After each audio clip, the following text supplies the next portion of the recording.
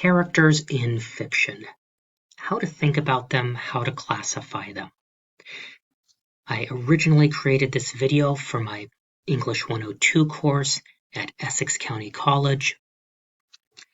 If anyone else has stumbled across this video, welcome. I hope you find the ideas useful.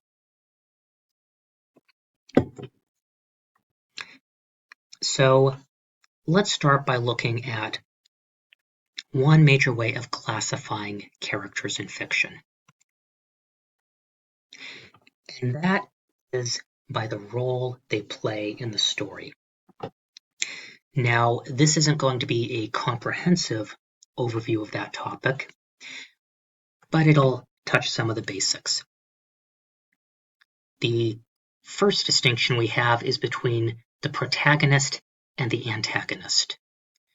So the protagonist is generally the main character in the story, or the one whose actions and choices drive the story.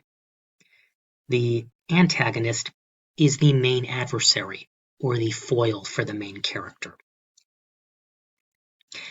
Now, that protagonist and antagonist, we often use those terms interchangeably with a couple other terms. First is the hero or heroine, and the other is the villain. So the hero or the heroine would be the main good guy in the story. They are often, but not always, the protagonist. The villain would be the main bad guy, who is often, but not always, the antagonist. Now, how could you have a protagonist who's not the hero or an antagonist who's not the villain? Well, let's take one of the stories we read earlier for this course, Edgar Allan Poe's The Cask of Amontillado, as an example. So the narrator of the story is the protagonist. He's the main character. He's the one who drives the story. And he feels like he's been insulted by his friend Fortunato. And Fortunato would obviously be the antagonist. So what does the protagonist do? Well, he plans to murder this other character and lures him into the catacombs so that he can wall him up. That's not exactly heroic behavior. You know what I mean? I mean, plotting to murder someone else, that's closer to a villain than a hero. So although the narrator of Cask of Amontillado is clearly the protagonist, and Fortunato is clearly the antagonist, that hero-villain language doesn't really map onto them quite the same way it would in a story where the protagonist is the good guy and the antagonist is the bad guy. We also have a third word to throw into the mix here, and that is antihero. And what is that? Well, there are different definitions, different ways to classify that. But sort of the shortest and simplest is a protagonist who doesn't fit the expectations of a hero.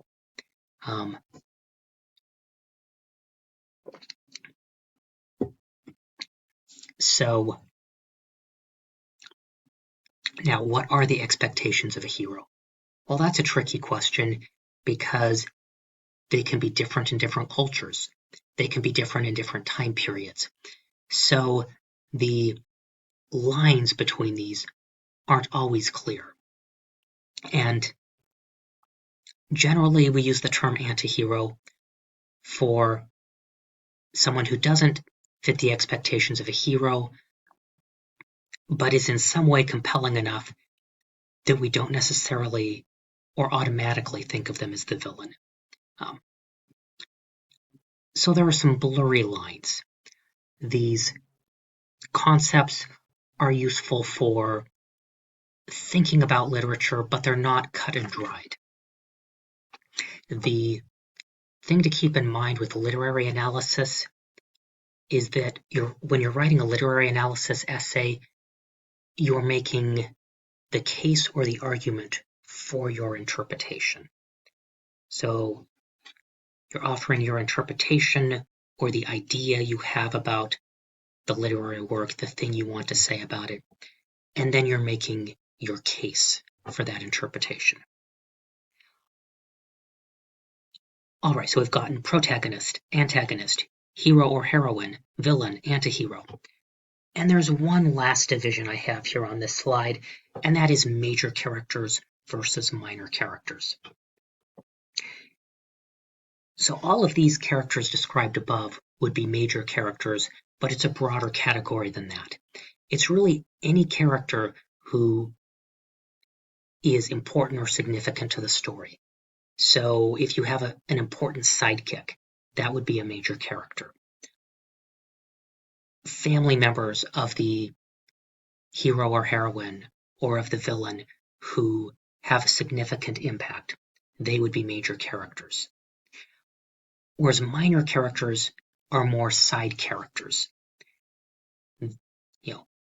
The grocer the hero interacts with, but who doesn't have a major impact on the story. Side characters, background characters, those would be minor characters. Often major characters will be more fully developed and minor characters will be flatter. But that actually leads us into a different way of classifying characters. First, we talked about types of characters based on their role in the story. But we can also talk about types of characters by looking inside the character, so to speak. That first one, as we were just talking about when we discussed major and minor characters, is flat versus round.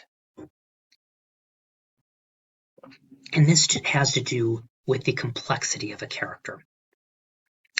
A round character excuse me, is one who feels real, one who is fully fleshed out. They have all of the complexity and even contradictions of a real human being.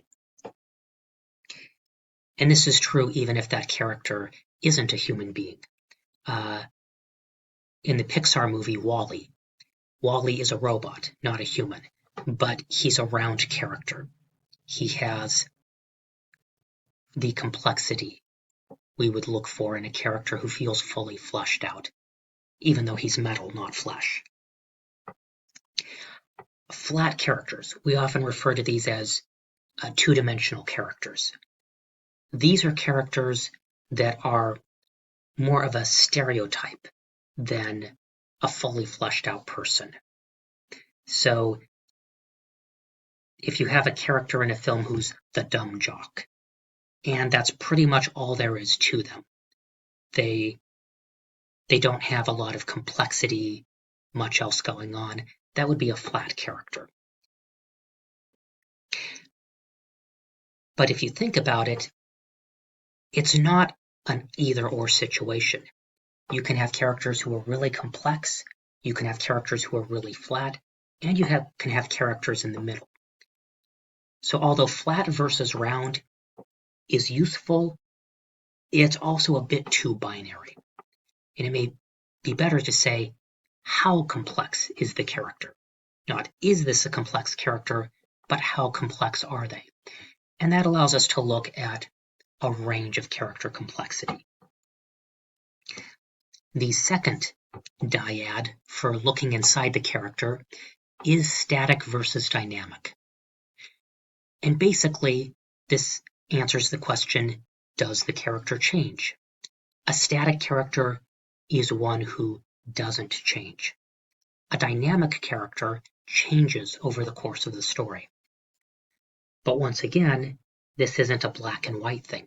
We could also ask, how much does the character change? Some characters change a lot, some characters only change a little bit. Or even, how does the character change? You can change in different ways. So although static versus dynamic is useful for a quick classification, once again, it's more of a continuum when we actually think about the range of characters and how much they change. So with that said, I'm now going to dig a little deeper into both of these concepts of flat versus round and static versus dynamic by bringing in some ideas from a couple creative writing theorists. The first one we're going to look at is Lajos Egri, who really gives us a way of thinking through what a round character looks like. So Egri wrote in the early 1940s a book called How to Write a Play. And after publishing this, he heard feedback from a lot of people who said, this is a great book, but you know what? Its lessons apply to any type of fiction, not just playwriting. So a few years later, in I believe 1946, he published a second edition called The Art of Dramatic Writing. And under that title, it became one of the most influential creative writing textbooks of the 20th century. Then 2 decades later, he published a sequel called The Art of Creative Writing, which just dug into his ideas more deeply. But one of the key ones is what he called the bone structure of a character, because Egri believed that character, as opposed to plot, was the foundation of fiction. And he said that if you understood all aspects of a character before you started your writing, you would be able to put them in any situation and believably predict how they would act. And so he broke down the bone structure into 3 categories: physiology, sociology, and psychology, or their physical body, their society, culture, family, and their inner psyche, their mind, their feelings. And Egri had characteristics that he listed for each one. I will add that, again, this language comes from the 1940s, so it's not exactly the terms we would use today, but it gets to ideas that are still useful. So the first thing he has is sex. By that he meant male or female. We could add, is this character transgender or non-binary to that in the present time. Age, height and weight, color of hair, eyes, skin, appearance, defects. We might not use all of the same terms now that he used here, but the ideas are there. Heredity. And basically, Egri argued that all of these things affect how a character experiences the world and how the world treats them, so that even people who have similar underlying psychologies and are in similar social situations will have different experiences and act differently based on how they're affected by these things. To give just one example, he has appearance. Is this person good looking or plain? There's a famous Joyce Carol Oates story, Where Are You Going, Where Have You Been?, where the main character, Connie, is fixated on her own good looks, and that has a significant impact on the story. Obviously, if you're in my English 102 class, you've probably already read it because we studied it earlier in the course. That's one example of how physiology can have a significant impact on the character. We have sociology, or social class. Someone who's working class will have very different experiences than someone who's part of the 1%. Education, home life, you can see Egri mapped out a whole bunch of different aspects of home life. I'm not going to read through them right now because, well, we're making a video, so you can actually pause the video and read the screen if you'd like. Religion, politics, even hobbies. All of this plays into this sociology. the impact of society and culture on this character. And finally, psychology. Their temperament, whether they're an introvert or an extrovert, intelligence, and all sorts of other things. I would say in our society today, that first one, sex, life, moral standards, we're kind of divided on whether those two still pair together, but in the 1940s,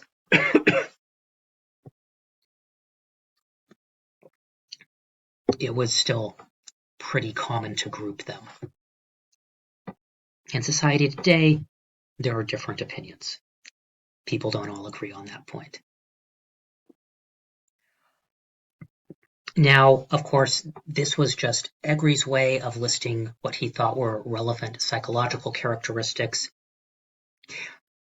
And I've seen other variations on this.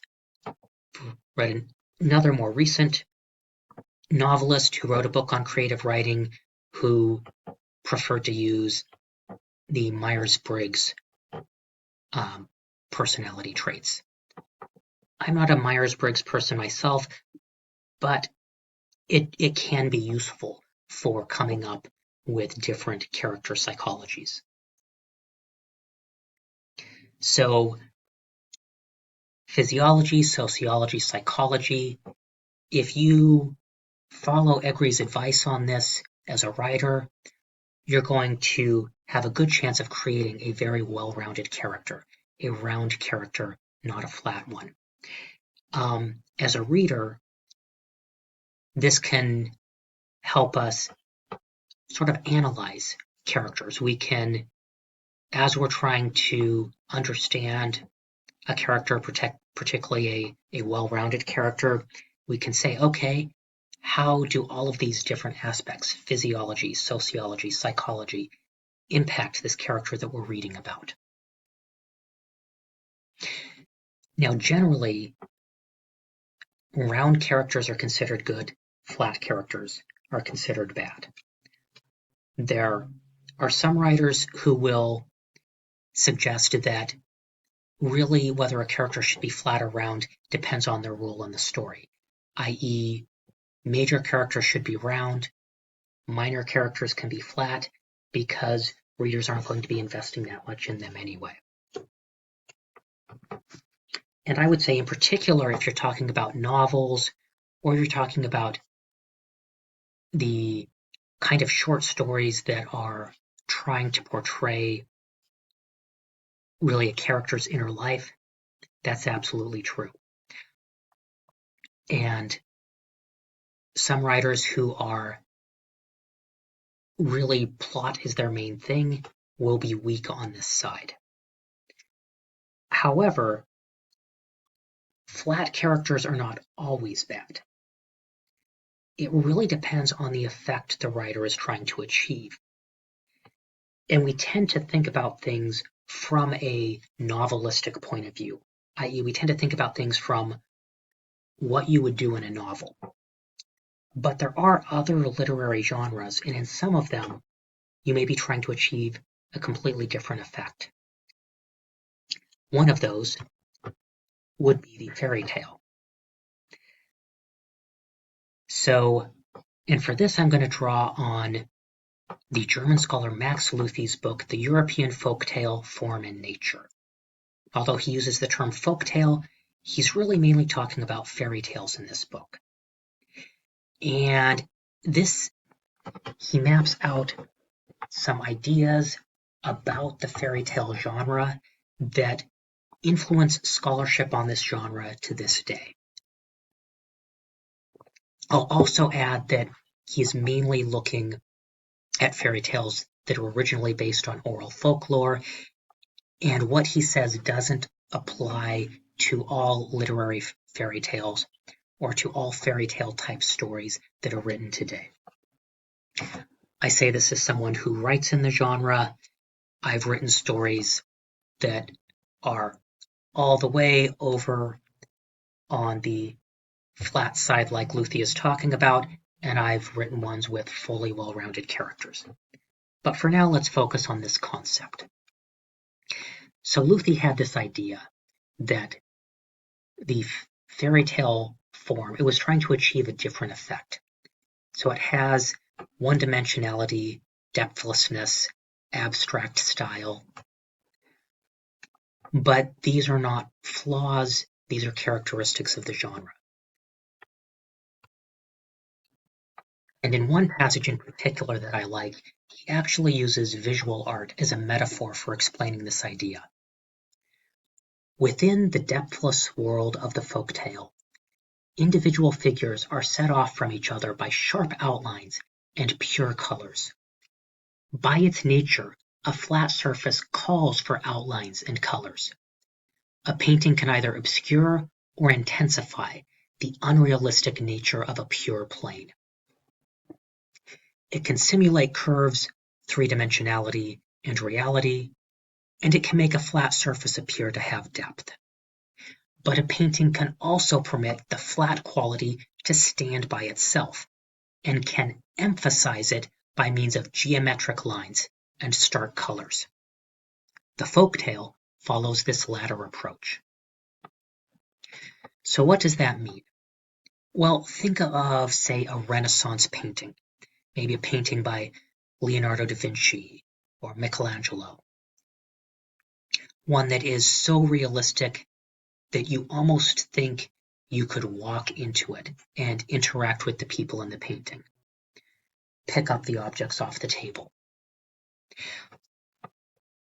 That is the sort of effect a novel goes for in creating realistic, well-rounded characters. But as Luthi points out, in painting, that's an illusion. The canvas is actually flat. It's a flat canvas with painted pigments on top of it, and it tricks us into seeing three-dimensionality. Now compare that to a stained glass window. In a stained glass window, there's no illusion of three-dimensionality. It's flat colors and sharp lines between them. But that creates an entirely different effect that in itself can be powerful and moving. And so Luthi is suggesting that fairy tales are more like that, and fairy tale characters are more like that as well. So that would be one example of where a flat character may not be a flaw, but it may work because the writer is going for a more abstract or archetypal effect. Now I'll add to Luthi something that the children's literature scholar Maria Nikolajeva wrote for a chapter in a book on teaching fairy tales. And she called a cognitive affective approach. I'm actually not going to read this entire quotation. If you want, you can pause the screen and read it. But basically what she suggested is that just like in real life, we can't see into other people's minds, and we just have to guess or make inferences about what's going on, the same is true in fairy tales. And that's actually a different way of pulling the reader in. We're pulled in because they're written in such a way to invite us to make guesses about what's going on inside the characters.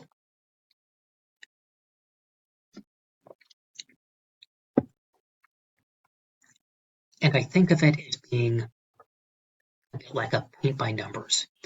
Or when I was a kid, I probably would have done this as a crayon by numbers, where you have the indications of what color is supposed to go where, but of course, what exact crayon you pick is up to you, and you become more engaged. By filling in the color yourself, it actually draws you in a different way. So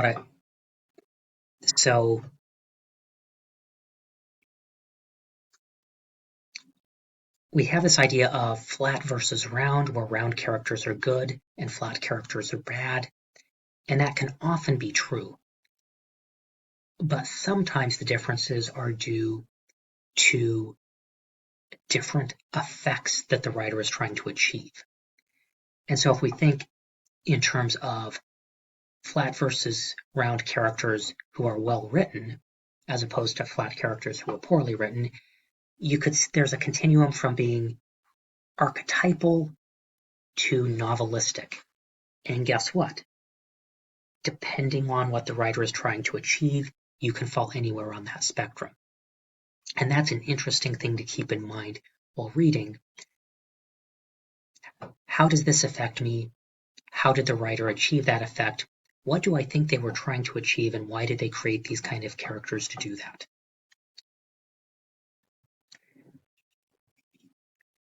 So we talked about flat versus round characters, but I also promised to say a little bit more about static versus dynamic characters.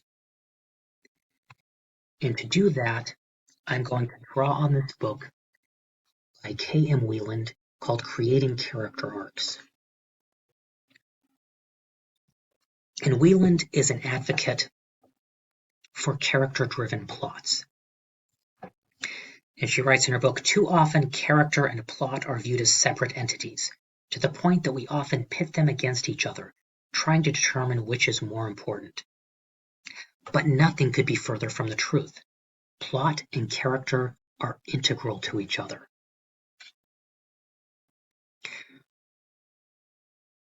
And so Wieland uses a set of ideas that originally popped up in the film industry. So this wants versus needs, the truth versus the lie. She wrote her book in 2016. Have a book, I'm forgetting his name right now, but by a film scholar written a decade earlier, that is where he talks about how he found these same concepts in Hollywood screenplay manuals that he'd read while researching this book on the poetics of film. But Wieland is the one who took these ideas and put them in a book that made them accessible to a wider range of writers. So we'll first start with how the character changes, or does the character change? And so she has this notion of a positive change arc. That's a good change for the character. Generally, comedies with a happy ending will have a positive change arc. This is also probably the most common arc you're going to see in popular fiction and film today. Even in a serious story, people like happy endings, so the positive change arc takes us where the character grows, improves, and hopefully things get better.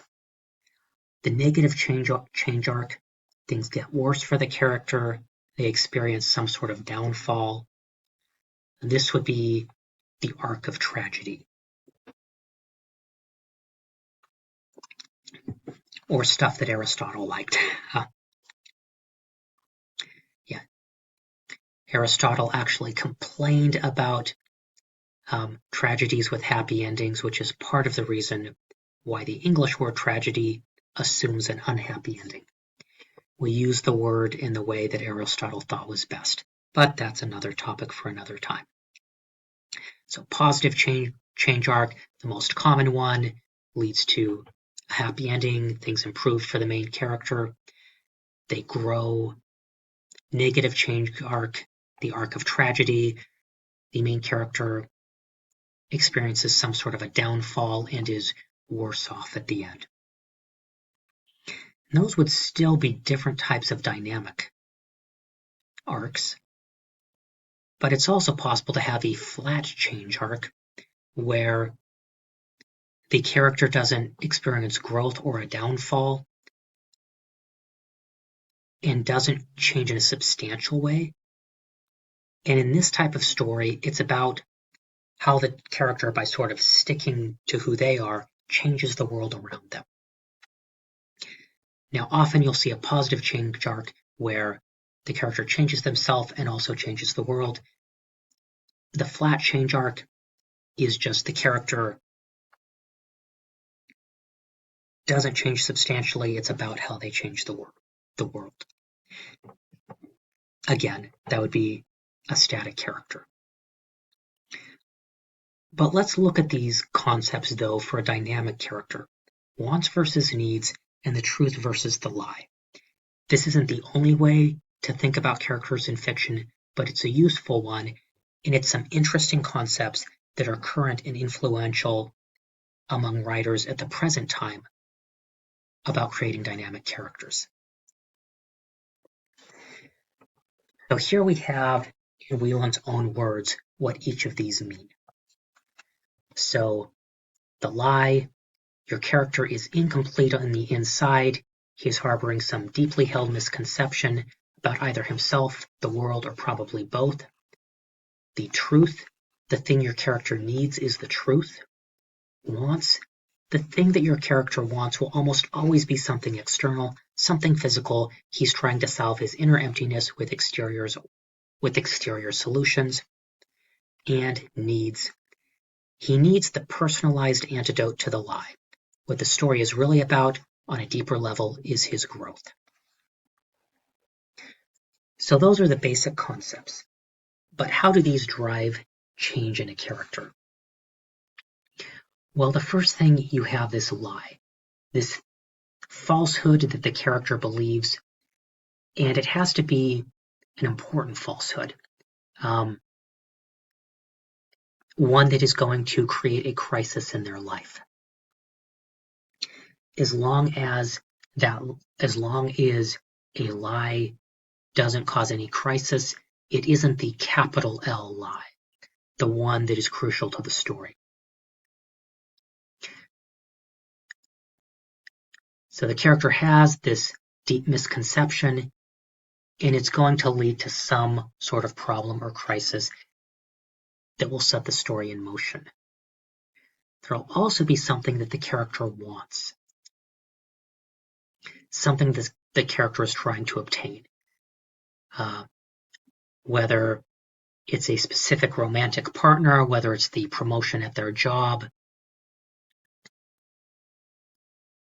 But this thing that they want isn't the thing that they need most.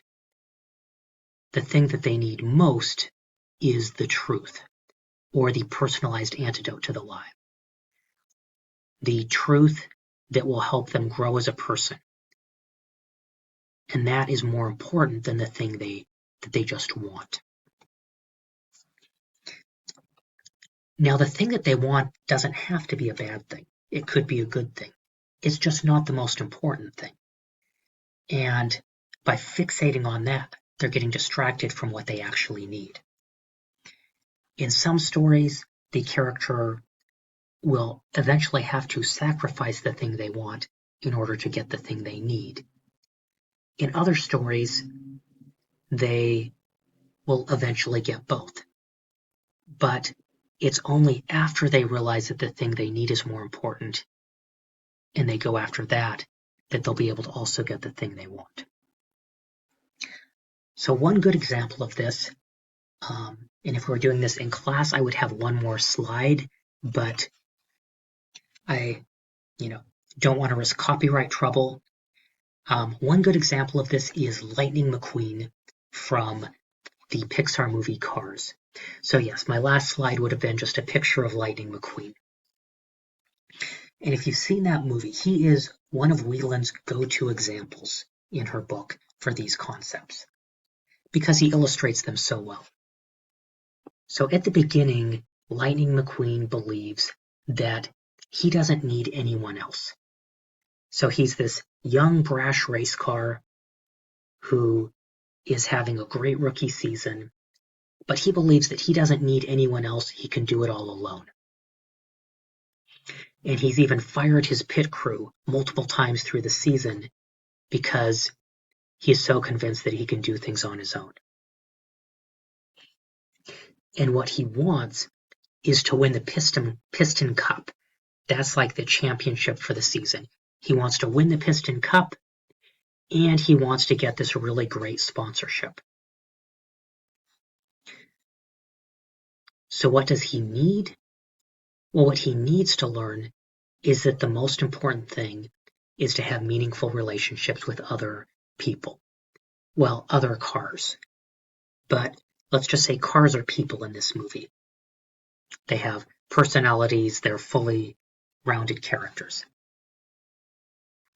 So Lightning McQueen has to go through this growth arc. He has to go from being this very selfish car who thinks he doesn't need anyone else and who just wants things for himself, to actually building friendships with other characters. And at the end of the story, he actually puts others ahead of himself. The veteran race car who's in his last race, they're racing for the championship, breaks down, and Lightning McQueen gives up the chance to win the race so that he can push this other race car across the finish line so that he finishes his last race. So he gave up that thing he was striving for because he realized that connections to others were more important. And then he gets offered the sponsorship he wanted, but he turns it down because he's come to value the people who believed in him all along. So this is an example of a character who goes through a growth arc and ends up giving up what he wanted, but finding what he needed.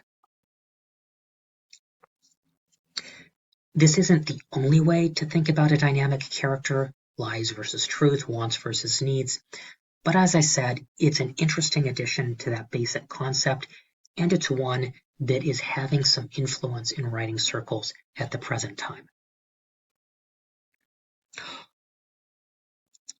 All right, so that really sums up what we were going to cover. We have two different ways to think about classifying characters. One, we can classify them based on their role in the story, and the other, we can classify them based on internal characteristics. Hope that this is helpful and gives you some interesting ideas to use as you're reading stories and analyzing characters.